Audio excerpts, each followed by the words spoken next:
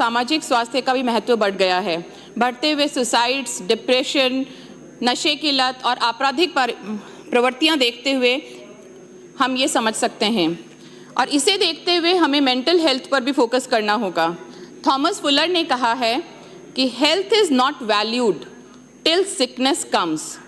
स्वास्थ्य का मूल्य तब तक नहीं होता जब तक बीमारी ना आ जाए। सदन में कल जल पर चर्चा हुई, आज स्वास्थ्य और शिक्षा पर चर्चा है। दोनों ही जनता के जीवित रहने के लिए ज़रूरी हैं, पर सरकार के लिए आमजन का स्वास्थ्य बहुत ही सस्ता मालूम पड़ता है। स्वास्थ्य चिकित्सा बजट को देखकर जो जनता की उम्मीदें थी सरकार से, वो सभी धराशायी होती नजर आ रही हैं।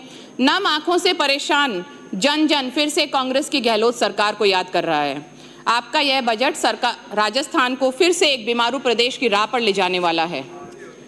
इस बार स्वास्थ्य चिकित्सा को 13,888 करोड़ रुपए आवंटित किए गए, जो पिछले बजट से करीबन आधे हैं। कुल बजट में हिस्सा सिर्फ 3.7% है, जो पिछले बजट में 8.3% था। ट्रांसपोर्ट में 38% की बढ़ोतरी, रोड्स एंड ब्रिजेस में 36% की बढ़ोतरी बहुत बढ़िया बात है, पर राजस्थान के स्वास्थ्य को क्या आप लोग गर्त में पहुंचाना चाह रहे हैं? महत्वपूर्ण मुद्दों पर चर्चा करते ही जब भी विपक्ष आपको असलियत से वाकिफ कराता है, लोकसभा में आपको नेहरू जी याद आते हैं और विधानसभा में पूर्ववर्ती कांग्रेस सरकार याद आती है। अजी साहब, नेहरू जी ने तो जो लाइफ एक्सपेक्टेंसी आज़ादी के समय एक एवरेज लाइफ एक्सपेक्टेंसी थी 32 साल, उसे 1970 में उनके प्रयासों से 46 साल, 1990 में कांग्रेस सरकार और बाकी सभी सरकारों के प्रयासों से 60 साल, और आज एवरेज लाइफ एक्सपेक्टेंसी है 2024 में 68 साल। आधुनिक भारत के निर्माता पंडित जवाहरलाल जी नेहरू के विजन से 1956 में एक जनता के लिए एक और मंदिर का निर्माण किया गया, जिसे एम्स कहते हैं। पूर्ववर्ती कांग्रेस सरकार की बात करें तो उसके लिए राजस्थान के लोगों का स्वास्थ्य हमेशा ही सर्वोपरि रहा। कोविड में जो काम किए गए वो एक परीक्षा की तरह आए और राजस्थान को एक मॉडल स्टेट पूरे हिंदुस्तान में ही नहीं पूरे विश्व में माना गया। देश में सबसे ज़्यादा 25 लाख की बीमा कवरेज देने वाली चिरंजीवी स्वास्थ्य बीमा योजना कांग्रेस सरकार में शुरू की गई, और लोगों में यह विश्वास कायम हुआ कि कितना भी संकट का समय क्यों ना हो, सरकार आपके पीछे मजबूती से खड़ी है। चिरंजीवी योजना, जो अब मां योजना कहलाती है, उसमें कांग्रेस सरकार ने NFSA, SCCC कैटेगरीज को निःशुल्क बीमा प्रोवाइड कराया। साथ ही कोविड अनुग्रहित कैटेगरीज और संविदा कर्मियों को भी निःशुल्क बीमा दिया गया। ये इस कांग्रेस सरकार की संवेदनशीलता थी। बाकी लोगों को मात्र 850 रुपये सालाना में अपने फैमिली के लिए बीमा का प्रावधान दिया। आज बहुत से अस्पतालों को समय पर भुगतान नहीं हो रहा है, और मुझे यूनाइटेड डॉक्टर्स फ्रंट के लोगों द्वारा अवगत कराया गया कि हाल ही में RTI से पता लगा आयुष्मान भारत योजना की स्थिति देश में बहुत ही चिंताजनक है। 63 लाख केस क्लेम से ज़्यादा अटके हुए हैं और 1,21,000 करोड़ रुपए की राशि लंबित है जो अस्पतालों तक नहीं पहुंच पाई है, और इस वजह से आपने अस्पतालों के साथ साथ मरीजों के स्वास्थ्य को भी संकट में डाल दिया है। डबल इंजन की सरकार क्या सिर्फ लोगों के स्वास्थ्य को रौंदने के लिए है, या सिर्फ कहने के लिए है, या कोई विकास भी यहाँ होगा? लोगों के स्वास्थ्य का ध्यान भी आप लोग रखेंगे? क्या यही है आपके लिए स्वास्थ्य क्रांति? मरीज लंबी लाइनों में लगकर दवा तो लिखवा लेता है, पर मेडिकल स्टोरों पे मां योजना, MNDY योजना में दवाएं उपलब्ध नहीं हैं, और जो दवाएं हैं वो जांच सैंपल्स उनके जो भेजे जा रहे हैं उसमें कहीं भी वो क्वालिटी क्राइटेरिया को पास नहीं कर पा रहे, क्वालिटी चेक्स में फेल हो रहे हैं, पर सरकार द्वारा कोई भी कार्रवाई होती इस पर नज़र नहीं आ रही। दवाओं की मात्रा और गुणवत्ता की कमी, इससे नुकसान किसको है? ये जनता बहुत समझदार है, वो समझती है कि इससे नुकसान सिर्फ उसी के स्वास्थ्य को है। आज जिस जनता ने आपको जनादेश दिया था, वो जनता आपके दर पर आकर बिल्कुल निराश हो चुकी है। मां योजना, वाउचर योजना शुरू की गई, मां वाउचर योजना, जिसमें गर्भवती महिलाओं को प्राइवेट सोनोग्राफी सेंटर्स पे सोनोग्राफी की सुविधा दी गई। पर देखिए, यह वाउचर माह में सिर्फ 9, 18 और 27 तारीख को जारी होता है। पूरे राजस्थान में 1248 सेंटर्स पे यह सुविधा उपलब्ध है और आज दिन तक कोई भी सेंटर को सरकार द्वारा पेमेंट नहीं किया गया और अभी तक तो ये भी क्लियर नहीं है कि किस हेड द्वारा इसको पेमेंट किया जाएगा। सिर्फ नॉर्मल सोनोग्राफी इसमें है, जो आज की स्थितियों को देखते हुए NT-NB scan, anomaly scan, Doppler scan उनकी जरूरत पड़ती है, उसका कोई प्रावधान नहीं है। अब बढ़ती कॉन्जेनाइटल विकृतियों को देखते हुए मार्कर टेस्ट का कोई प्रावधान नहीं है, तो सरकार को इस पर भी जरूर विचार करना चाहिए। सबसे बड़ी विडंबना देखिए, ट्रांसप्लांट्स की बात हम करते हैं, neuro surgery, robotic surgery, onco surgery, बड़ी बड़ी बातें करते हैं, पर दुनिया की जननी एक प्रसूता को मां योजना में प्राइवेट हॉस्पिटल में डिलीवरी का हक नहीं दिया जाता। दोगला व्यवहार सिर्फ महिलाओं के साथ यहाँ पर हो रहा है। जो महिला सरकारी अस्पताल में भर्ती है वहाँ ऑपरेशन से डिलीवरी की सुविधा नहीं है। इमरजेंसी में या तो उसे दूर एक सरकारी अस्पताल में जाना पड़ता है या प्राइवेट अस्पताल में जाकर खुद की जेब से खर्चा करना पड़ता है। इस तरह से हमने उन परिवारों की जो सुखद घड़ियां हैं उसमें प्रसूताओं की जिंदगी को अधर झूल में डाल दिया है। RUHS की बदहालियों की तो बात ही कुछ और है।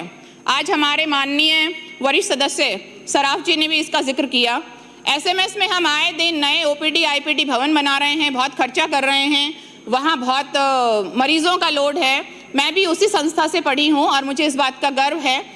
पर जब हम RUHS में हमारे पास लाखों करोड़ का इंफ्रास्ट्रक्चर पहले से है, तो हम उसे तरीके से काम में क्यों नहीं ले पा रहे?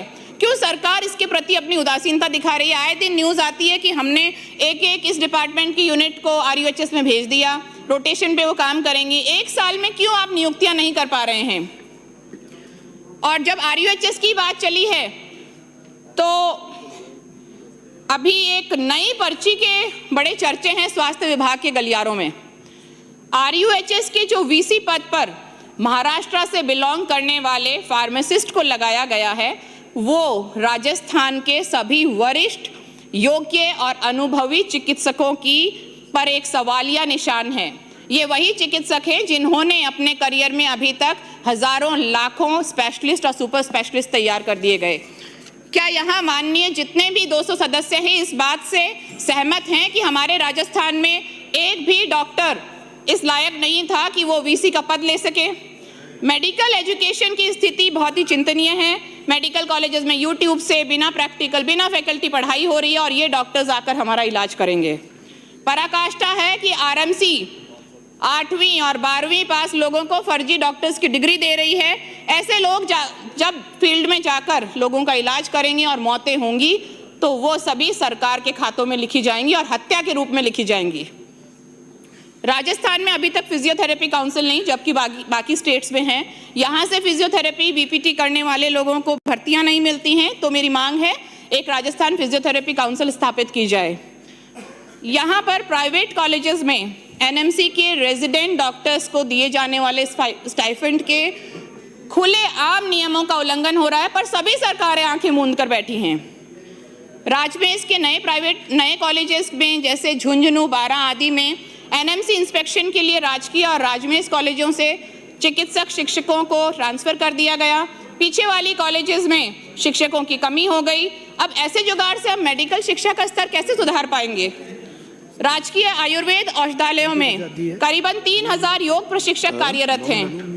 2021 नियुक्ति के बाद ना उनका वेतन बढ़ा, ना उनका कार्यकाल बढ़ा। मेरी मांग है कि फुल टाइम नियुक्ति के साथ इनका वेतन बढ़ाया जाए। महिला स्वास्थ्य तो आपके लिए प्राथमिकता है ही नहीं, क्योंकि उड़ान योजना में पिछले 6 महीने से ज़्यादा से सैनिटरी नैपकिन्स ही वितरण से केंद्रों पर नहीं पहुंच पाए। HIV इन्फेक्टेड हाई रिस्क महिलाओं की सर्वाइकल कैंसर स्क्रीनिंग की बात करी, पर कहीं भी बढ़ते हुए स्तन कैंसर स्क्रीनिंग की बात नहीं हुई। क्यों नहीं हम सर्वाइकल वैक्सीन लोगों को निःशुल्क या फिर रियायती दरों पर उपलब्ध कराने का विचार रखते? बहुत दिलचस्प बात तो जनवरी के तबादलों में देखने को मिली। 1 से 10, फिर 10 से 15।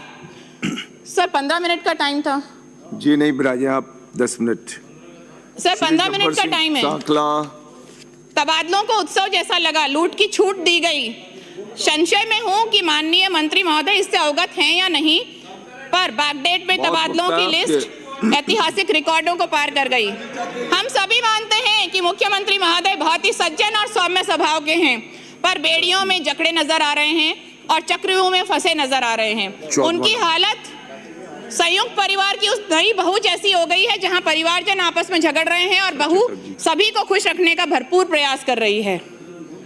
मिलावट की बात आती है तो हमें शुद्ध खाद्य पदार्थ नहीं मिल रहे। फूड एंड सेफ्टी डिपार्टमेंट के आपके एक सीनियर अधिकारी का ऑडियो वायरल हुआ जिसमें वो सुन रहे हैं कि भैया तुम्हारी मिठाई का सैंपल तो पास करा दिया है, अब आगे की कार्रवाई भी करो। तो ऐसी चीज़ें हमारी जनता के लिए बहुत ही दुखदायी हैं। कल न्यूज़ देखी कि दूध के 200 सैंपलों में से सिर्फ 5 सैंपल गुणवत्ता क्राइटेरिया पे खरे उतरे। चौमू की डिमांड्स में बोलना चाहूँगी मुख्यमंत्री माननीय चिकित्सा मंत्री महोदय। कालाडेरा सीएचसी को मॉडल सीएचसी बनाया गया पर कोई भी कार्य वहाँ नहीं हुआ। वहाँ पे हमें एक नए भवन की आवश्यकता है। जो भवन है वो नाकाफी है और जर्जर है। स्त्री रोग विशेषज्ञ अभाव में वहाँ पर प्रसूताओं को बहुत सारी परेशानियों का सामना करना पड़ रहा है। कालाडेरा गोविंदगढ़ सीएचसी पर जनरल फिजिशियंस नहीं हैं। सामोद सीएचसी और चौमू एसडीएच पर 3D डॉपलर सोनोग्राफी मशीन की ज़रूरत है। बायोकेमिस्ट्री जो लैब्स है उनको भी वेल इक्विप्ड करने की ज़रूरत है। चौमू में हमें एक एक्सरे मशीन की अत्यंत आवश्यकता है। चौमू एसडीएच के लिए भूमि आवंटन। आज आप ना जनता को ना साफ पानी, ना साफ खाद्य पदार्थ, दूध, बिजली आदि सुविधाएं दे सकते। तो आखिर में मैं कंक्लूड करूंगी वर्तमान सरकार की स्थितियों को देखते हुए, वो जहर देता तो सबकी निगाह में आ जाता, वो जहर देता तो सबकी निगाह में आ जाता। सो ये किया कि मुझे वक्त पे दवाएं ना दी। आपका बहुत बहुत आभार। जय हिंद, जय संविधान।